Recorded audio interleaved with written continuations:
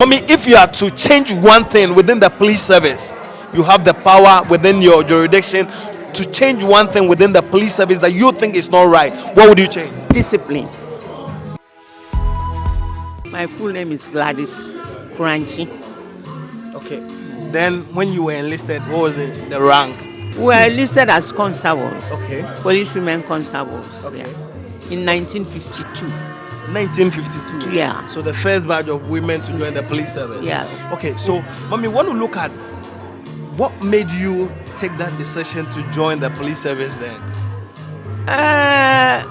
Honestly, during those days there was no much work opening for women.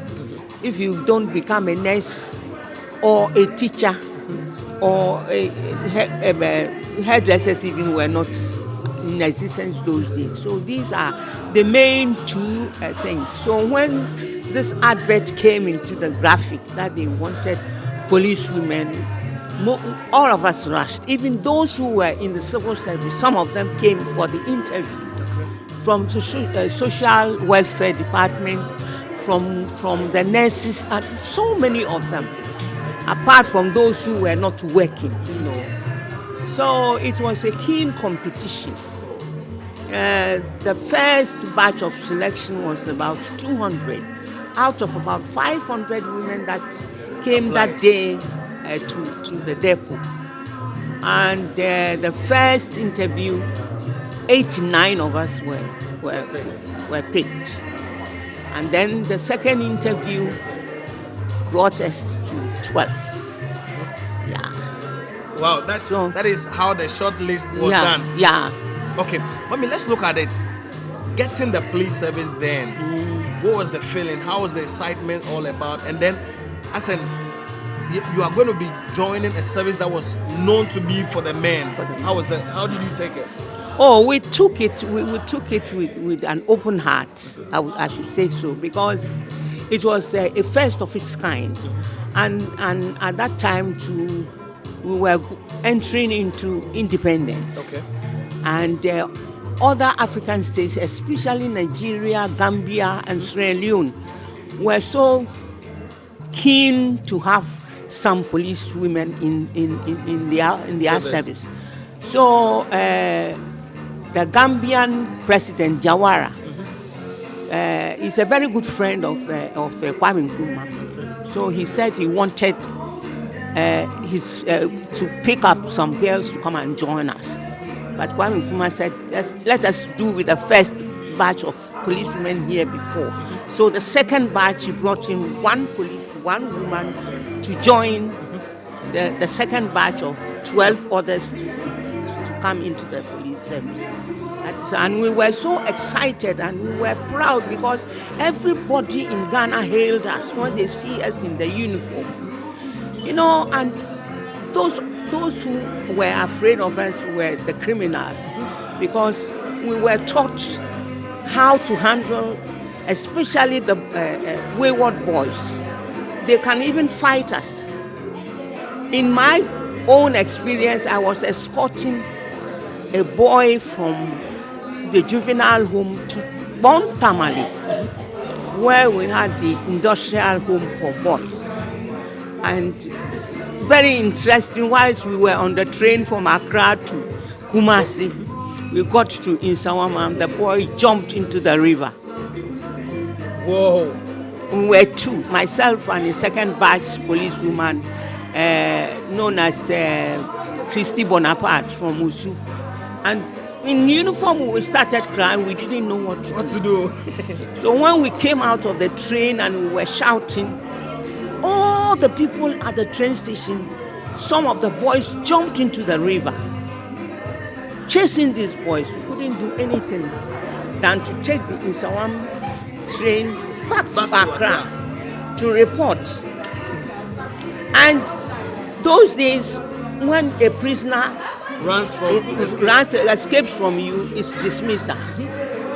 And he said, hey, we have been told that the behavior that we will produce in the public, that is what is going to encourage the government to take more girls into the police service.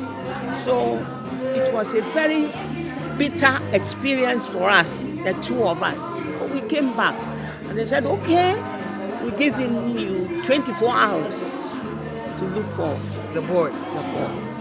Luckily enough, the next day, then someone police called Accra and said the boy had been apprehended and he's in the hands of the police at Nsawam. So they had to send for somebody to go and bring the boy here. And then the authorities realized that they made a mistake by allowing two women to escort a man. And that was not the intention of the government to take us to escort prisoners. They should have given us an escort. So the same boy, they gave us an escort and we took him back to Tamale. What a story. But then, okay, that alone opened the police service side to a lot of dangers with regards to women. I even carried a dead body. Me.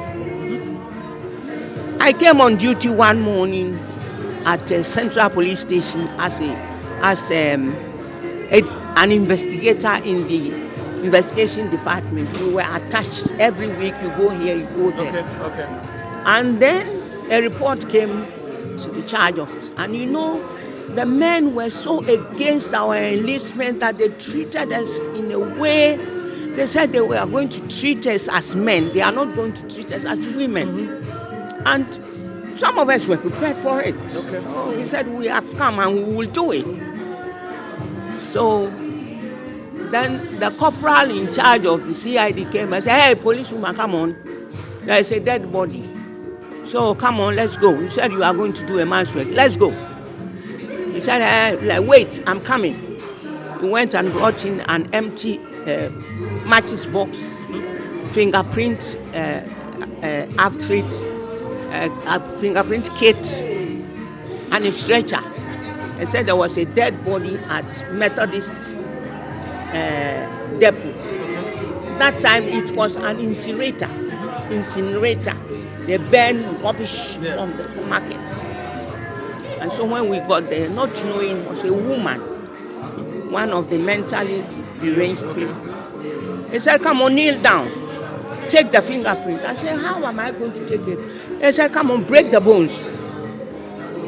And put one finger into the matches box so that it will not affect the print. And I took that. Whilst I was doing it, I was crying. And these Mokola women were surrounded us. I said, somebody's daughter. Okay.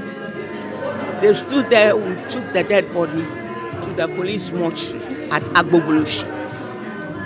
Then, the other time, the pathologist had to come and do his work on the dead body to show the cause of death and his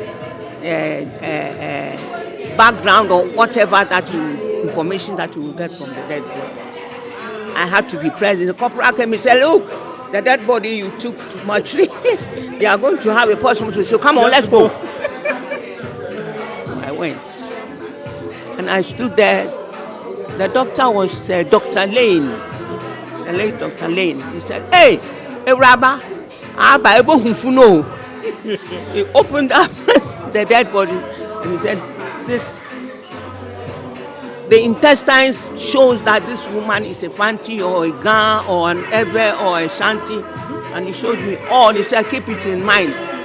So this is the work you are going to do. When they bring a dead body who's a woman, you have to seek to all these things. And that was my second experience. Wow. What kept you into the service? Somebody who ran away from that first experience, somebody who stopped from that first experience where the guy had to run away from you. What kept you going? What kept me going on was that we were told from the depot that our performance will encourage the government to take more women. So we vowed that by hook or crook, we have to do what it should be done. So we kept to that principle. And we tried as much as possible to go into every aspect of the police service. Prosecution, night duty, whatever.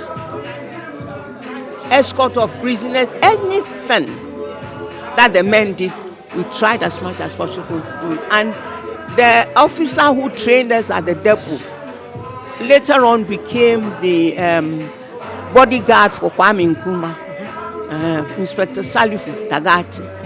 When he sees us, he said, "Look, how are you getting on? Don't let anybody charge you. Don't go to ordinary room. Don't do this, don't do that." And so when he had 2 years and we were going on transfers, he came back and advised me especially. He said, "Be very careful, you are going to Kumasi. So be very, very, very, very careful." And then that kept us everything. That sort of advice was ringing in my ears. I said, wherever a man is, and could you believe that there is corporal who took me to the dead body which I carry. I became an officer before him. Whoa.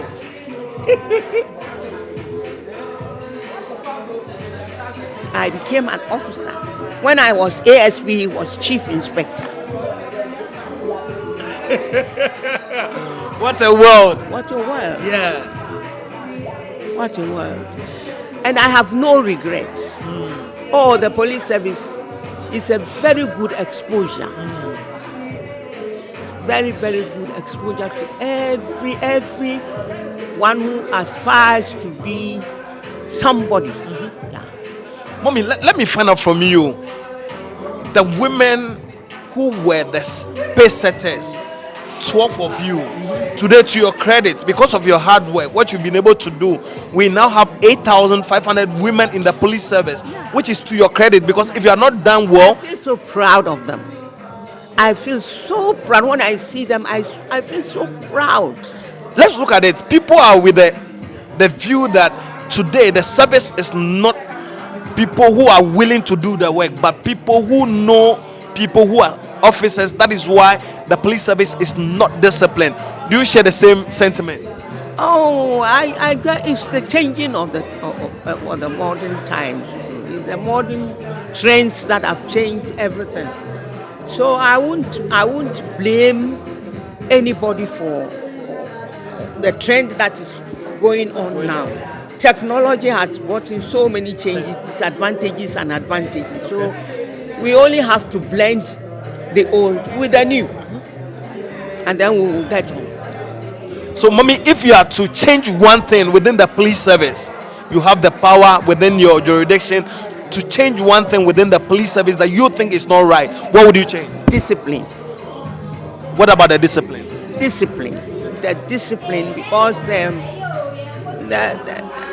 should say the demeanor of some of the police men that we see around.